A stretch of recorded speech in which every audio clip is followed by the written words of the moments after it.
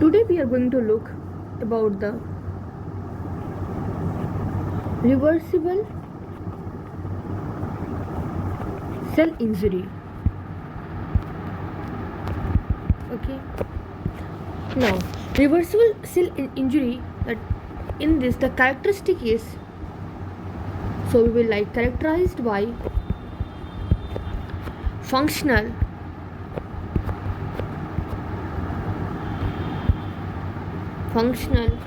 and structural changes, means structural functional and structural alteration in early stage. What early stage? Early stage of injury, or you can say mild form of injury. And if the damaging substance which is causing the injury, it is removed, then the reversible injury, cell injury, can be corrected. So we will write which can be corrected, which are corrected if damaging stimulus is removed. Okay. Two features. What are the two features that are actually seen in during the reversible cell injury? Now we will write the two features which Robbins say that they are the important features that is seen in reversible cell injury. Okay. First, that is the very first changes that we see in reversible cell injury is the generalized swelling of cell. Generalized swelling of the cell and of organelles. Okay. If there is swelling of the cell, if the swelling of the organelle, then there is that is called as blebbing of the plasma membrane. Why this blebbing of the plasma membrane occur? Because if there will be swelling, then maybe the situation may come that the cell can burst. Okay, so the cell so there is the blebbing of plasma membrane, means that they bud off and they go out, so that not so much excess swelling occur that the cell destroy. After that, swelling of the cells organelle occur, and furthermore occurrence is that detachment of ribosomes from endoplasmic reticulum, clumping of nuclear chromatin. They are all the reversible changes occurring. And why the swelling occur? Swelling of the cell occur. Swelling of cell occur due to influx of water. Okay. Why this is swelling occurring? This is occurring due to the influx of water. Then the question comes that why there is influx of water? Okay. Influx of water occur due to the failure of ATP dependent Na plus K plus plasma membrane. Okay, so if there is Na plus K plus plasma membrane deficient, then this will lead to Na plus accumulation. Okay, and so the water will follow, and the cell water follow, and cell swell up. Okay, after that what is there, that Na plus pump. Why the question comes that why there is ATP is not there in cell. ATP is not functional. ATP is not sufficient. It means ATP is deficient because of oxygen deficiency. Okay, that affect the mitochondrial oxidative phosphorylation. Okay. So this was the one change that we have read, that one is generalized swelling of the cell and the organelle. Now second we will look to that is fatty changes. Okay, fatty changes that occur in the organ that are actively involved in the lipid metabolism. In the lipid metabolism. Okay, like example is liver. What happened basically in liver, the injury occur, okay, that disturbs the metabolic pathway, and this lead to rapid accumulation, in fact rapid accumulation of TG filled vacuoles.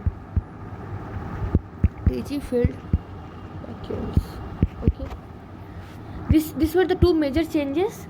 Okay, after that we will look at what are the changes in the morphology. So we are looking about the morphological changes.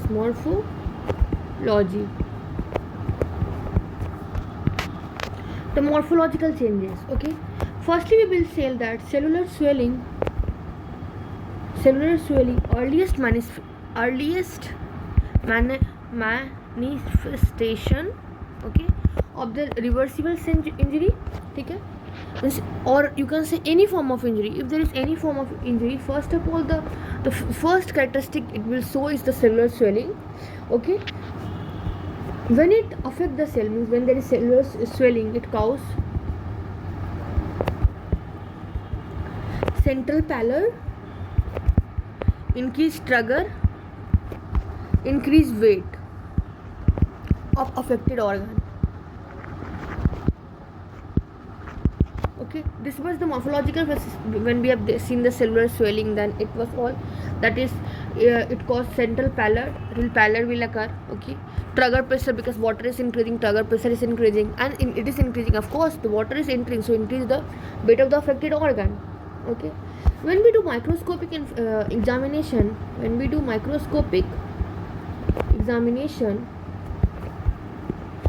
there we will see the small clear vacuole.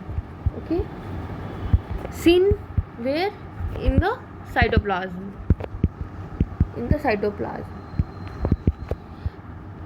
How this small clear vacuole is seen within the cytoplasm? This is because of the because this is the representation of the extended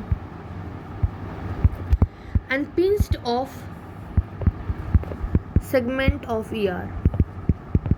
Okay, and this pattern of but this is a non-lethal injury. Okay, and this is the pattern of non-lethal injury that is called as hydropic change, or it is also called as vacuolar degeneration. Okay, that is called as hydropic change or vacuolar degeneration. After that, when this occurs, the cytoplasm, how will be the cytoplasm appear? The cytoplasm of injured cell, how it will appear? It will appear red, that is eosinophilic. When it is stained with HNE. Why this is occurring red? Due to loss of RNA. Okay, this was the RNA which used to bind to hematoxylin dye. Okay, so now eosinophilia is seen. Okay, after that, this we have seen morphological के ऊपर से cell swell कर दिया. Then we have seen the microscopic examination. Okay, now we will see the electron microscopic changes of reversible injury.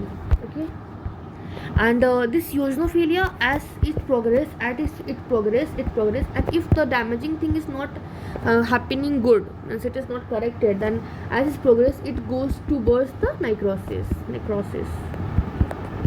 Now EM changes. What we are seeing about EM changes? Okay, first is the plasma membrane alteration. That is what? Blebbing, blunting, and loss of microvilli. Okay. Second is mitochondrial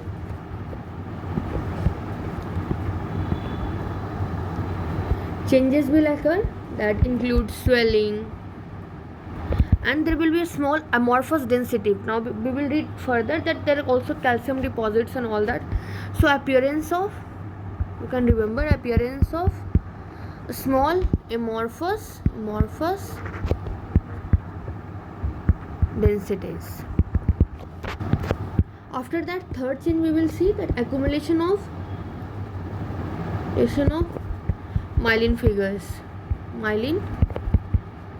figures. Okay, and it is due to the damaged cellular membrane, that is due to the phospholipid. Okay, then fourth is the dilation of ER.